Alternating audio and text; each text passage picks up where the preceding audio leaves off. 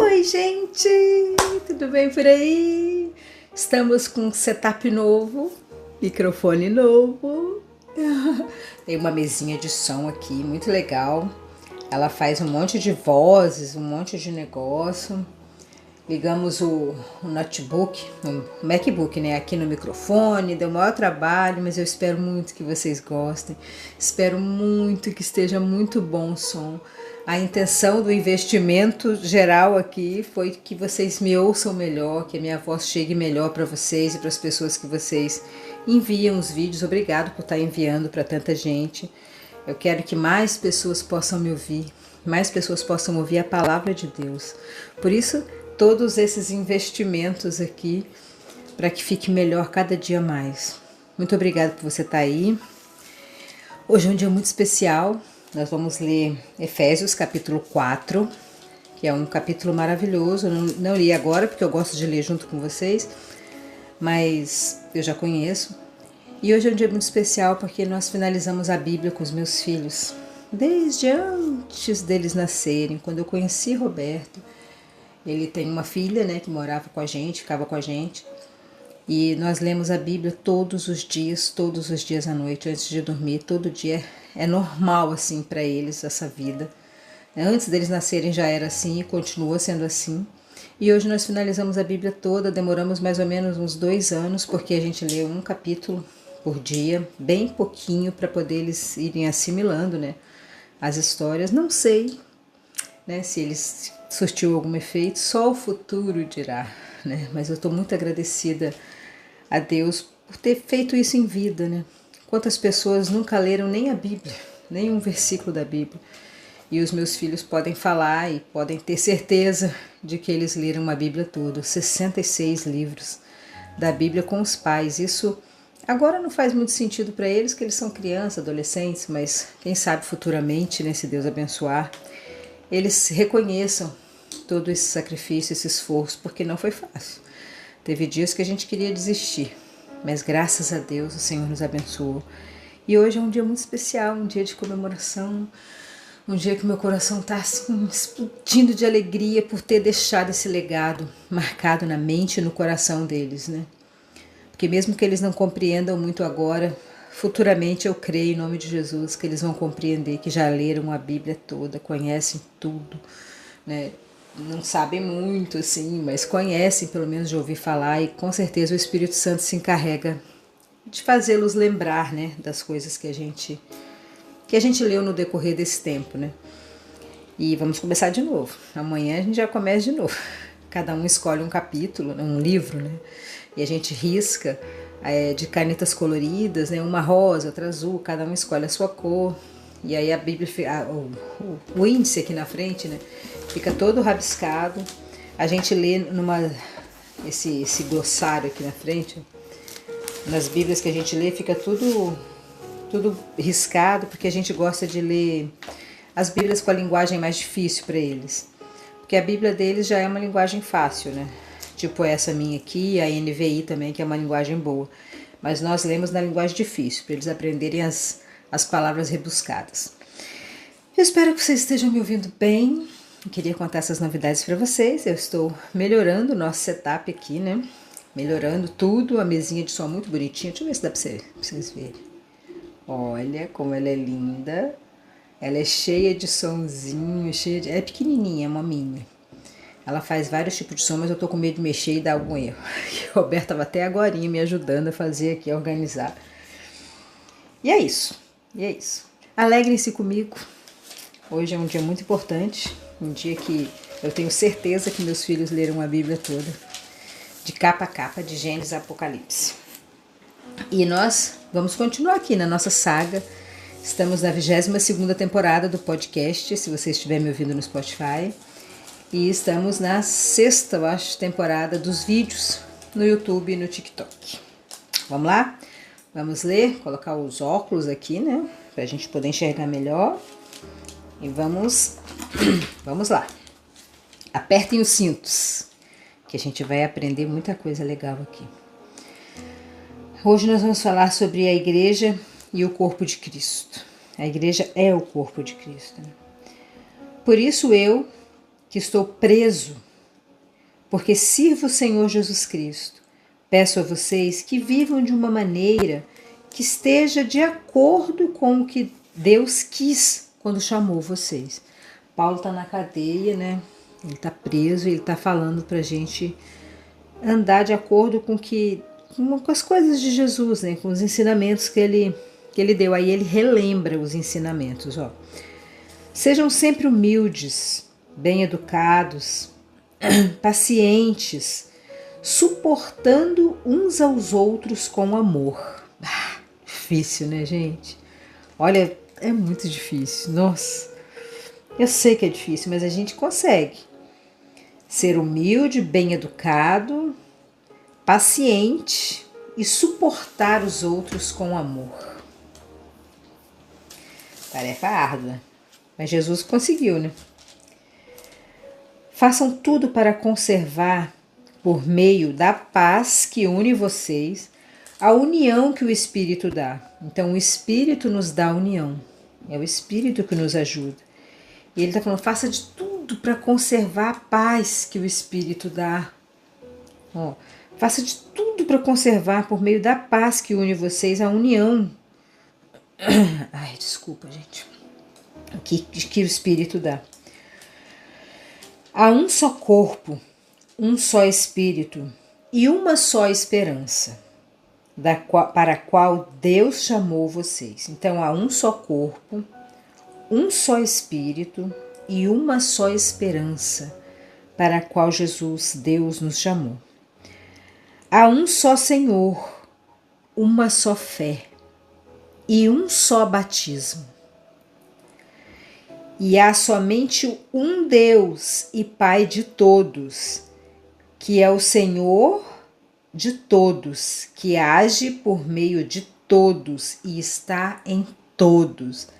Tem gente que se revolta quando a gente lê isso aqui, quando a gente lê a Bíblia purinha, simplesinha aqui, porque eles acham que são os preferidos do Senhor, né? Que só eles vão para o céu, só a igreja deles que vai para o céu. Esse fone tá me enchendo a paciência aqui, gente. É outro tipo de fone também, mudou tudo. Que acha que só a igreja deles vai para o céu, mas não, olha só.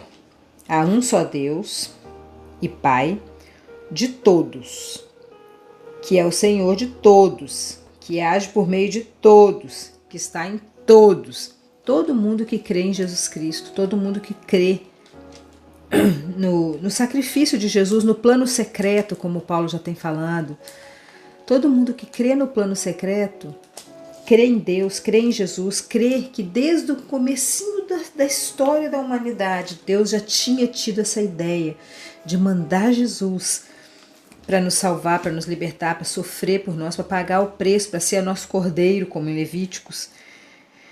Quem crê nisso será salvo. Querendo ou não, mas é isso que está falando a Bíblia. Ó. Por meio de todos e para todos, que agem todos. Porém, cada um de nós recebeu um dom especial, de acordo com o que Cristo deu.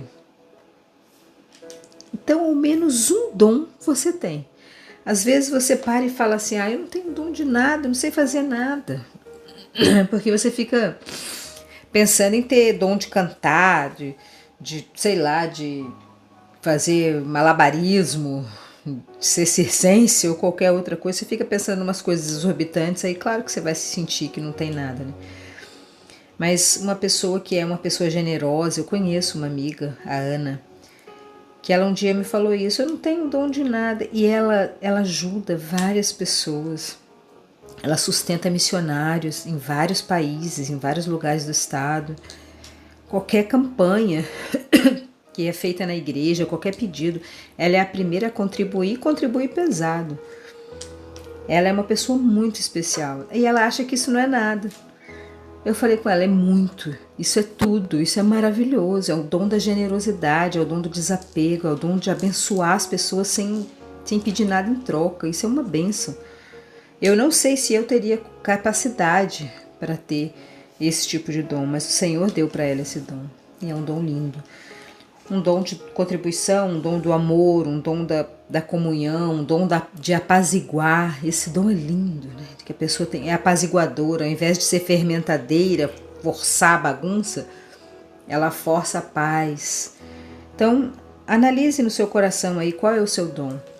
E não pense em ser um jogador de futebol igual o Neymar. Não é sobre isso. É sobre o dom de contribuir, por exemplo, de ter uma mão aberta, de ser uma pessoa caridosa, de ser uma pessoa cheia de compaixão, de ser uma pessoa que ama, de ser uma pessoa que faz um bolo maravilhoso, que traz alegria e comunhão para tanta gente quando é servido. E tem tantos outros dons. E é Cristo que deu pelo menos um dom, por meio de cada um de nós, recebeu um dom especial de acordo com o que Cristo deu. Então, pelo menos um você tem. Ache ele. Como dizem as Escrituras Sagradas, quando ele subiu aos lugares mais altos, levou consigo muitos prisioneiros e deu dons às pessoas. Agora está no plural, dons. Então, pelo menos um você tem, mas você pode ter dons. Tem gente que faz várias coisas. Né? O que quer dizer ele subiu? Quer dizer que ele também desceu até os lugares mais baixos da terra, isso é, até o mundo dos mortos. Assim, quem desceu é o mesmo que subiu, acima e além dos céus, para encher todo o universo com a sua presença. Glória a Deus. Foi ele quem deu dons às pessoas. Ele escolheu alguns para serem apóstolos, outros para serem profetas, outros para serem evangelistas e ainda outros para serem pastores e mestres nas igrejas. Ele fez isso para preparar o povo de Deus para o serviço cristão, a fim de construir o corpo de Cristo. Então, todos os nossos dons juntos, um é profeta, outro é pastor, outro é professor, outro é mestre, outro evangeliza, outro fala com as pessoas, outro ensina. Todo mundo junto vai formando o corpo. O corpo, um é a mão, outro é a perna, outro é o baço, outro é o coração, outro é o fígado. E assim vai juntando, mas Cristo é a cabeça. Cristo é a cabeça. Ele que direciona, ele que tem a visão, é ele que manda. Nós somos só parte do corpo dele. E isso é muito bom. Isso é uma bênção. Você ter certeza que você faz parte do corpo de Cristo é uma bênção demais. Versículo 13. Desse modo, todos nós chegaremos a ser um na nossa fé e no nosso conhecimento do Filho de Deus. E assim, seremos pessoas maduras e alcançaremos a altura espiritual de Cristo. Então, não seremos mais como crianças, arrastados pelas ondas e empurrados por qualquer vento de ensinamentos de pessoas falsas. Nós não vamos mais nos iludir com qualquer vento de ensinamento. Ah, não, agora apareceu um novo Cristo na Terra. Agora é pecado isso, agora é certo aquilo. Nada dessas coisas. Nós vamos cumprir somente o que está escrito na palavra de Deus. E para isso a gente tem que ler. E é por isso que eu leio para vocês. Você tem preguiça, você só me ouve. Fazendo comida, se arrumando, dirigindo. Seja onde você estiver aí, que você me ouça. E essa palavra entre no seu coração e transforme a sua vida. Não se deixe levar por ventos de ensinamentos errados. Cadê? E assim seremos pessoas maduras e alcançaremos a altura espiritual de Cristo. Então não seremos mais como crianças arrastadas pelas ondas e empurradas por qualquer vento de ensinamento de pessoas falsas. Essas pessoas inventam mentiras. Por meio delas levam outros para os caminhos errados. Tão real isso aqui, né? Pelo contrário, falando a verdade com espírito de amor, cresçamos em tudo até alcançarmos a altura espiritual de Cristo, que é a cabeça. Acabei de falar, né? Pelo contrário, falando a verdade, com o espírito de amor, cresçamos em tudo e até alcançarmos a altura espiritual de Cristo, que é a cabeça. É difícil, a altura espiritual de Jesus, ele foi incrível, né? Ele foi incrível. Por bem menos a gente já chuta o balde, né? Mas a gente tem que continuar tentando, né? Crescendo de passo em passo, de grão em grão. E é Ele quem faz com que o corpo todo fique bem ajustado e todas as partes fiquem ligadas entre si por meio da união de todas elas.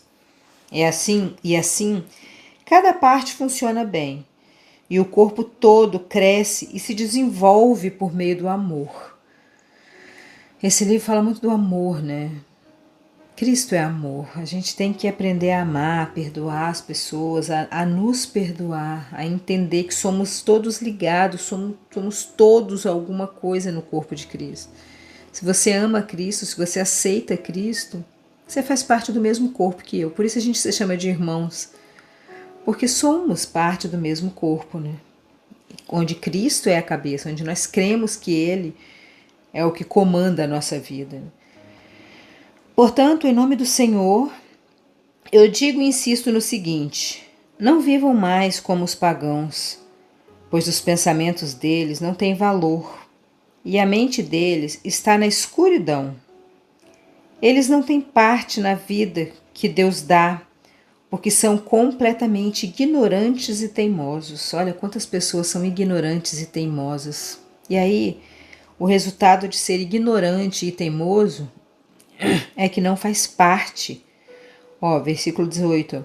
Eles não têm parte na vida que Deus dá, porque eles são completamente ignorantes e teimosos. Eles perderam toda a vergonha e se entregaram totalmente aos vícios. Eles não têm nenhum controle e fazem todo tipo de coisas indecentes. Tô achando alto esse som. Vou baixar um pouquinho. Isso aqui tá me lembrando o capítulo que a gente leu de Gálatas, né? Que fala que eu falei do cachorrinho ruim, cachorrinho bom, qual que você está alimentando, né? Os frutos da carne, os frutos do espírito. Aqui tá falando que a gente que crê em Deus faz as coisas por amor, né? É obediente. Ele começou a carta falando sobre isso. Né? E aqui tá falando das pessoas que não têm comunhão com Deus, olha, eles são entregues aos vícios. Eles não têm nenhum controle, nenhum domínio sobre a vida deles. Eles ficam cuidando da vida dos outros e não cuidam da própria vida deles. Eles são totalmente perdidos, né? E eles fazem todo tipo de coisas indecentes. Deus não gosta da indecência. A indecência é uma obra da carne, é uma coisa vulgar, é uma coisa feia. É uma coisa que afasta o Espírito Santo de você. Então, se você está falando alguma coisa indecente, ou fazendo, ou vestindo, saiba que isso entristece o Espírito Santo, te afasta do Senhor. Mas não foi essa maneira de viver que vocês aprenderam como seguidores de Cristo. Com certeza, vocês ouviram falar dele, como seus seguidores. Aprenderam a verdade que está em Jesus. Portanto, abandonem a velha natureza de vocês, que fazia com que vocês vivessem uma vida de pecados e que estava sendo destruída pelos seus desejos enganosos. É autoexplicativo isso aqui, né, gente? É preciso que o coração e a mente de vocês sejam completamente renovados. Tem em Romanos capítulo 12, né? Paulo fala isso de novo. E aqui, ó. É preciso que o coração e a mente de vocês sejam completamente renovados, que vocês compreendam a grandeza do sacrifício de Cristo, para vocês ficarem melhor, para vocês melhorarem, parar com vícios e indecências. Vistam-se com a nova natureza criada por Deus, que é parecida com a sua própria natureza e que se mostra na vida verdadeira, a qual é correta e dedicada a Ele. Então, se você tiver uma vida correta, dedicada a Deus, você está na natureza de Deus. É simples assim. Parecida com a própria natureza de Deus, que se mostra numa vida correta. Claro que nós somos todos pecadores, sujos, a gente faz um monte de coisa errada, mas a gente tem que pelo menos tentar, pelo menos fazer o máximo possível que a gente puder para fazer as coisas honestas, para ter uma vida correta. Né? Por isso, não mintam mais, que cada um diga a verdade para o seu irmão na fé, pois todos nós somos membros do corpo de Cristo. Se vocês ficarem com raiva, não deixem que isso faça com que pequem e que fiquem o dia inteiro com esta raiva. Não fica remoendo essa raiva o dia todo, resolve logo. Esse versículo é muito importante, vou repetir de novo. Ó. Versículo 26 do capítulo 4 de Efésios. Se vocês ficarem com raiva, se você se irar, se ficar brabo, não deixe que isso faça com que vocês pequem. Jesus irou e não pecou quando ele destruiu tudo lá no templo. E não fiquem o dia inteiro com raiva, porque isso faz mal para o seu corpo, para a sua vida. Você precisa deixar isso para lá, perdoar e se livrar e não ficar com a raiva o dia inteiro remoendo, porque isso vai te fazer mal. 27.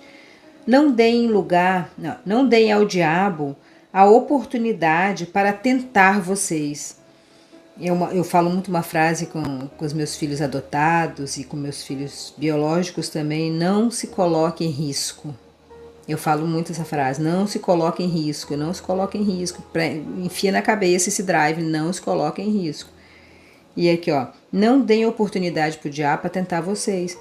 Se você tem uma dificuldade com vício, com cigarro, com jogo, esse tigrinho maldito aí, se você tem uma dificuldade, uma tendência a fazer as coisas erradas, então não vá nesses lugares que eles estão jogando, não vá em bares onde as pessoas estão bebendo, vão te oferecer cigarro, droga, prostituição, seja o que for o seu vício, se afaste, porque a Bíblia está falando, não dê oportunidade para ele tentar vocês, não se coloque em risco.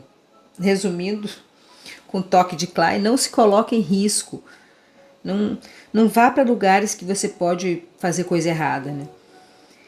Quem roubava, que não roube mais. Porém, comece a trabalhar, a fim de viver honestamente e poder ajudar os pobres. Além de você trabalhar honestamente, ainda pode ajudar os pobres. Não digam palavras que fazem mal aos outros. Não usem apenas, mas usem apenas palavras boas. Então, não digam palavras más que magoem as pessoas. Às vezes você fala de propósito, para ferir, para magoar. Isso é feio, o Senhor não se agrada, o Espírito Santo percebe a sua intenção, ele sabe a sua intenção.